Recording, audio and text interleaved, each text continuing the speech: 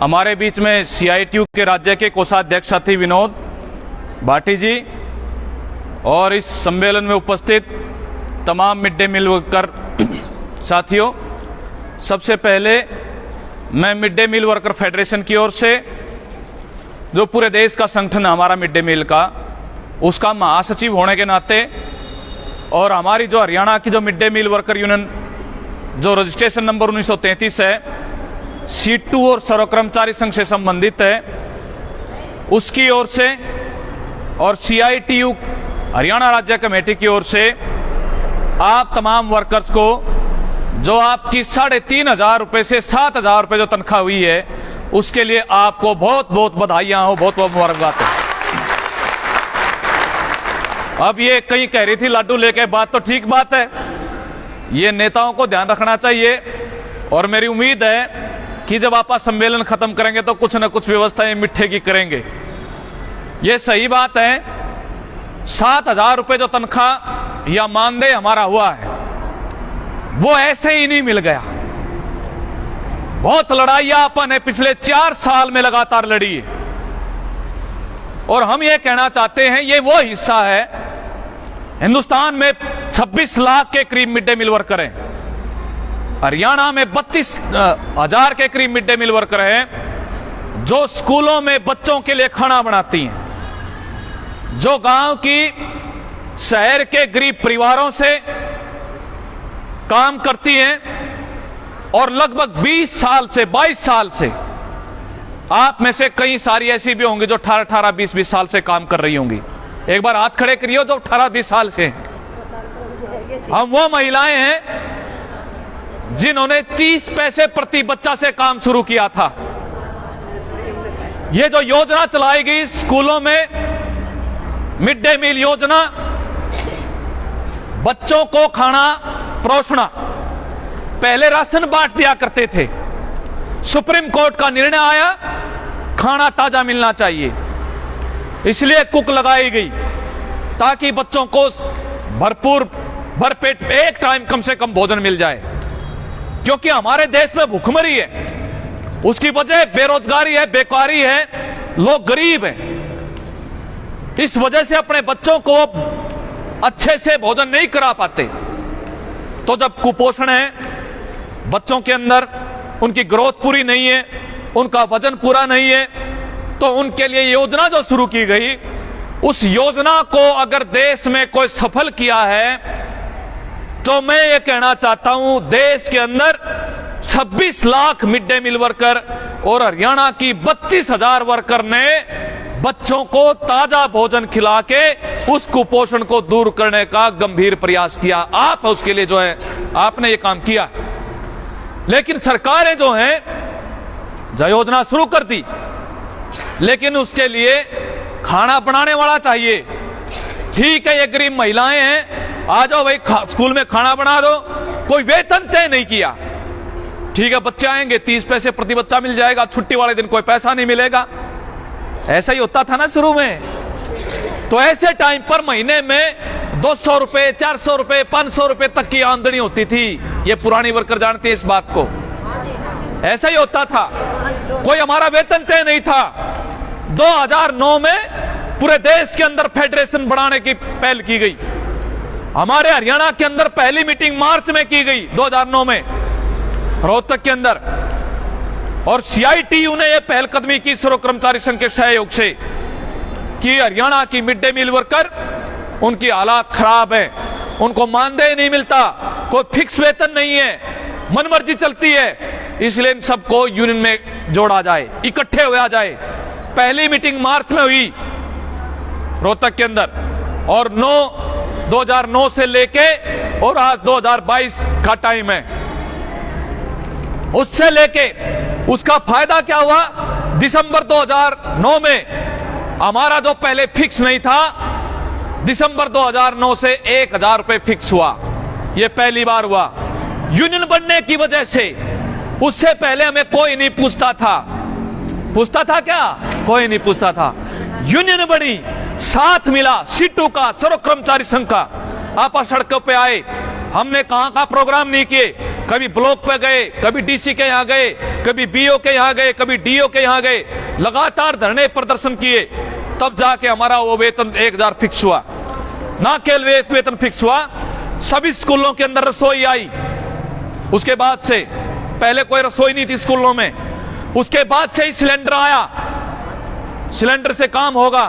उसके बाद से ही आया कि 25 बच्चों पर जो है एक वर्कर लगेगी। पहले कोई वर्कर की संख्या तय नहीं थी। यह सब हुआ। उसके बाद आपा लड़ाई लड़ी हुड्डा की सरकार में, और मेरे को याद है 22 जून को रोहतक के अंदर आपा ने रैली की थी। 2012 के अंदर गई थी उस रैली में आप। बहुत गर्मी थी, एक हाल के अंदर रैली की थी, बहुत ज्यादा गर्मी हुई थी उस समय पर। वो रैली की थी और हरियाणा के मुख्यमंत्री ने हमें बातचीत के लिए बुलाया। 150 रुपए की बढ़ोतरी की थी, 150 रुपए की, याद हो आपको। 1000 रुपए से 1150 हुए थे, और वो 150 रुपए बढ़ाने में भी उस समय के मुख्यमंत्री ने यह कहा था कि भाई बहुत है इतना, तो अगर ये काम नहीं है, अगर काम नहीं चलता तो ये काम छोड़ दो, कोई और कर लो। यही वो मिड डे मील वर्कर थी यूनियन थी हरियाणा और CITU, जिसने पूरे हरियाणा के अंदर 1 साल तक लगातार लड़ाई लड़ी, और 2013 के अंदर 9 नवंबर को रैली की जींद के अंदर, सारे मजदूरों की रैली की। उसमें आशा भी थी, आंगनबाड़ी भी थी, मिड डे मील भी थी। 9 नवंबर 2013 को रैली हुई थी, जींद में गए थे उसमें। उस रैली के अगले दिन ही हुड्डा की रैली थी कांग्रेस की।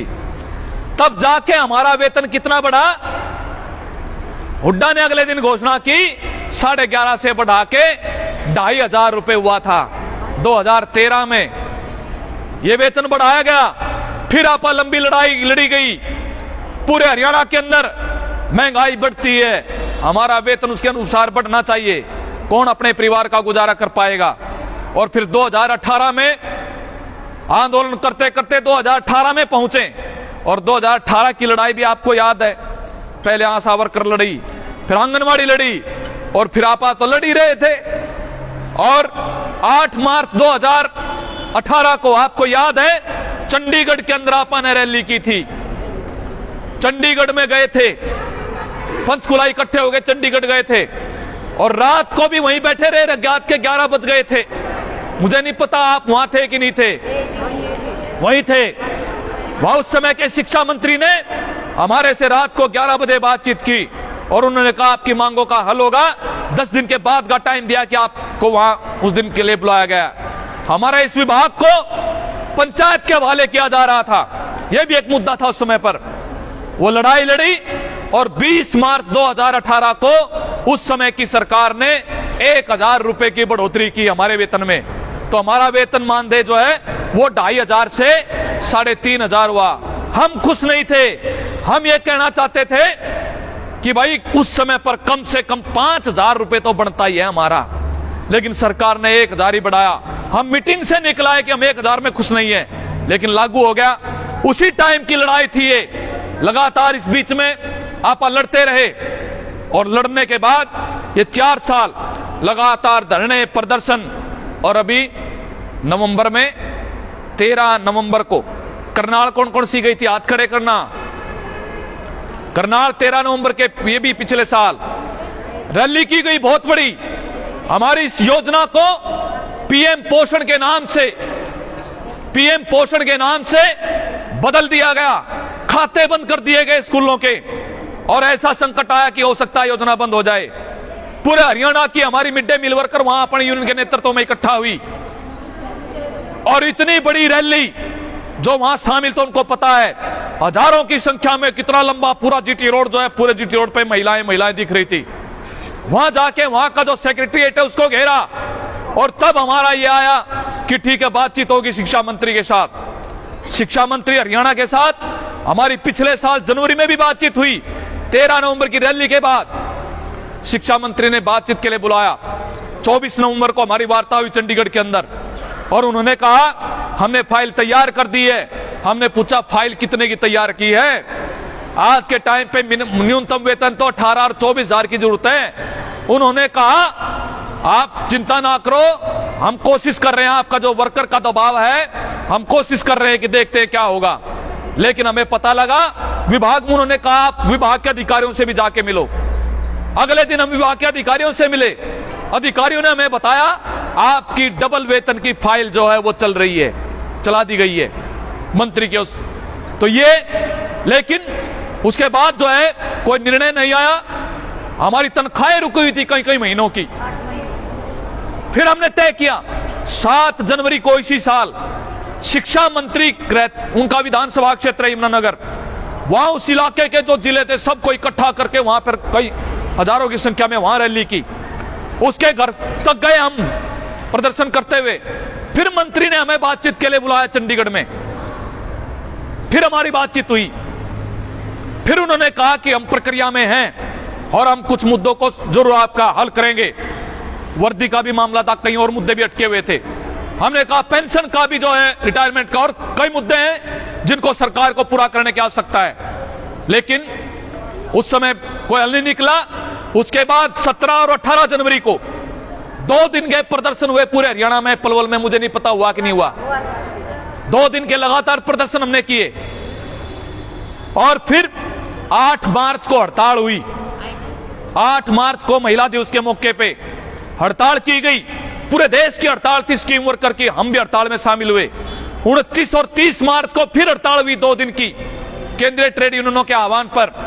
और ये लगातार जो हम आंदोलन कर रहे थे, उसी आंदोलन की बदौलत वो जो फाइल चली थी हमारे आंदोलन के दबाव में, आखिरकार वो जाके 25 मई को वो फाइल क्लियर हुई और आपका वेतन 3,500 से 7,000 तक हो गया। हमारे बीच में कई ऐसे दलाल हैं जो कोर्ट केस से काम करते हैं, उन्होंने फैलाने की कोशिश कर रहे हैं कि तो कोर्ट केस से हुआ। मैं एक दावे के साथ कहता हूं, हरियाणा में नहीं पूरे देश के अंदर पहले भी लोग कोर्टों में गए हुए हैं। राज्य में मैं पूरे हरियाणा का महासी हूं, कोर्ट से 1 रुपए की बढ़ोतरी नहीं हो सकती, 1 रुपए की भी।